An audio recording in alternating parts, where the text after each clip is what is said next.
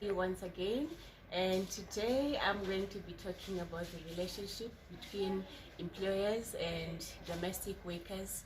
And as you know that many people struggle to retain their relationship with their domestic workers. So today with me I've got a special lady who is going to highlight to us, who is called Kerry. She's going to highlight to us how she's managing with her helper, because she's been with her for a long time, and we'll hear from her how she's managing it. So Kerry, welcome to my program. Thank you for having me. What an honor. Thank you so much. I'm very excited to be with you today, and thank you so much for fitting me in your schedule. Pleasure. Yes. So Kerry, for how long have you been with your helper? Jackie has been with me for 12 years. 12 years. Yeah, next year will be 30. Wow, amazing. How are you managing that? How did you come to, what can you tell us the ingredients to keep your helper for such a long period? I would say it's about having mutual respect for one another. I feel like Jackie and I have always had the saying that if you look after me, I will look after you. And we've always done that. She works hard for me, she looks after me, she loves my children, she is honest, reliable, trustworthy, and in turn, I look after her. I look after her family, I help her where I can help her, and it's just about having respect for one another. I see. You know, what she said is she looks after her family. It's not only about Jackie. It's not only about Jackie, but also she looks after her family. And quite amazing, because it's very difficult from when I was doing my research, you will never even hear about the employer helping the family side of their domestic helper. No, it's quite rare. You're one unique person whom I'm very interested. I'm very, very interested to hear that it's happening. She's unique. Yes. She's amazing. And where I can, we will try and help. Her family's my family and my family's her family. So we try and help each other. Wow, beautiful. And considering that the form of employment of a domestic helper might vary significantly with other forms of formal employment, in your view, what are the challenges of finding or hiring a perfect domestic helper? I think the first thing is that there's no perfect helper. We are all human. We all have our flaws. Me as an employer, I have my flaws. I'm not perfect either. I think it's about managing expectations. I think there needs to be very clear guidelines on what your expectation is and what their expectation is. And I think once they understand that this is what I expect of them or they expect of me, it's quite clear. But the minute and I think communication is very important, to be able to communicate. This is what I expect of you. What do you expect from me? Not just me, take. It's a give and take relationship. And I think that if you can iron out from the beginning and have a clear channel of communication, I think that's the golden rule. In any relationship, actually. And it is a relationship at the end of the day. Yes. Oh, so it's a two-way traffic here. I get what you're saying. And do you advise do you advise other people to use like employment agencies or maybe word of mouth referrals or so forth? So I can't comment on that because I've never used an employment agency. Jackie put an advert in the newspaper, and my mother-in-law actually saw this advert in the newspaper, and we told Jackie to come. And I think the important thing is most people just hire. What we did is we tried it for a week or two. I don't think that there's one person fits everything. I think that having somebody in your home is a very personal thing, a very personal relationship. And Jackie came and she worked, and she saw if she liked us, and we saw if we liked her. And we loved her and she loved us, and then it was done. But yeah, so I've never used an employment agency or a hiring agency before. I haven't gone down that road. We were lucky with Jackie. Wow. And you mentioned your mother-in-law. Yes. So is it like she had a hand in helping you? Definitely. Wow. Definitely. Definitely. I was very young. Yes. I had just got married. I was 24 years old. I didn't know anything about hiring a staff member or running a home, or I lived at home before I got married, so I needed help and advice and guidance, and my mother-in-law helped me. Oh, beautiful. Sorry, I just digressed a bit because she just mentioned a mother-in-law, and also I had another interview when I was talking about also a mother-in-law and daughter-in-law relationship. So I'm impressed to hear that also you had to let your mother-in-law come in and help you. Like, that's amazing.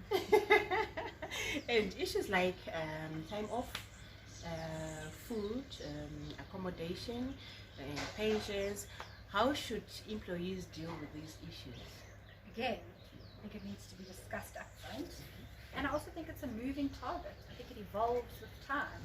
I think that the longer somebody's been with you, in my opinion, the more you give, you know, because they've earned your trust, they've shown you that they're prepared to work hard or look after you.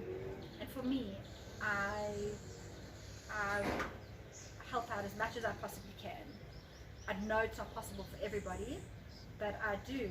We buy Jackie food, she has her accommodation which is free of charge, time off.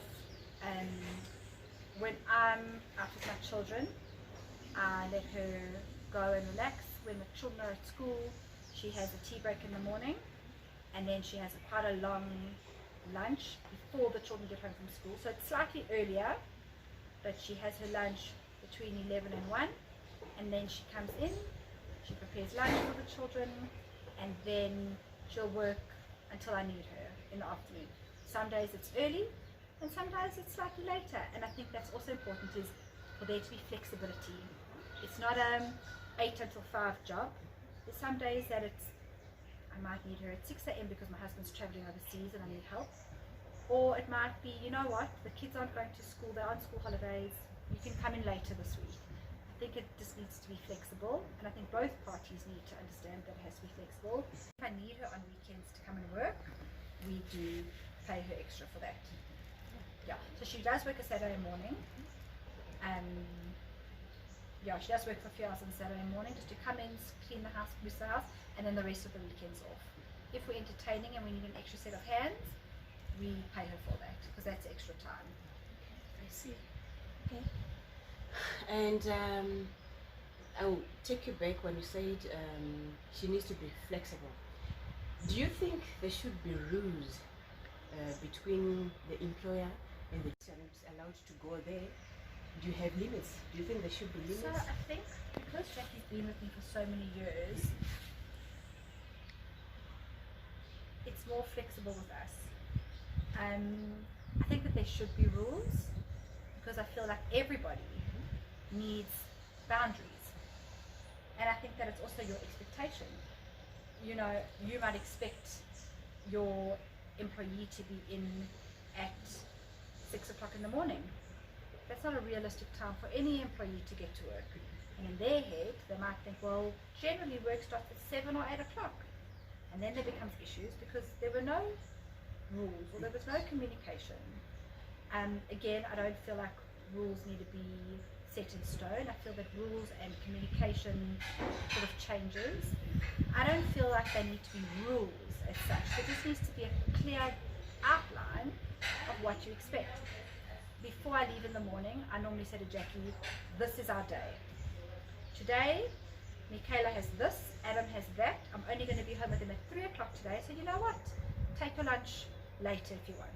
Or today, Michaela's going to be home at school at 12, so please go earlier for lunch. So every day it changes, but I communicate that with her so that she knows. If she didn't go, she would go for her normal lunch between 11 and 1. But I think it's just about communicating. Beautiful. Quite important information. Communication. I think that's where most of the problems come from, because you don't communicate, you don't know how your employer is.